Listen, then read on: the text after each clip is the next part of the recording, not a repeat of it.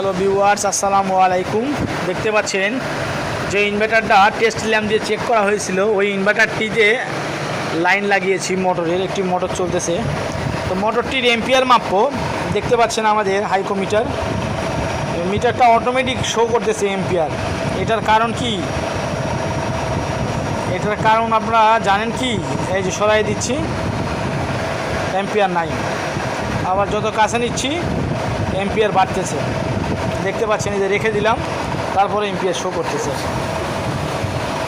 হাতে নিলে ampere show করতেছে, দেখেন। ছেড়ে দিলে এম্পিয়ার 0 হাতে নিলে এম্পিয়ার শো করতেছে।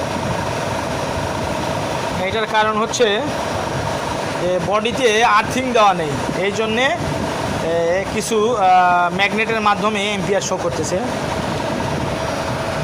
হাত দাও দিই, হাত দাও দিই। এই যে বডিতে একজন হাত দিক, হাত দিলে পরে যে এম্পিয়ারটা 0 হয়ে যাচ্ছে। আমার ধরুন দেখতে পাচ্ছেন এম্পিয়ার 0। আবার এই যে হাত তুললে পরে এম্পিয়ার 0, হাত তুললে এম্পিয়ার আসতেছে। আবার হাত দিলে পরে এম্পিয়ার 0। তো আপনারা কেউ ভাববেন না যে মিটারটা নষ্ট হয়ে গেছে।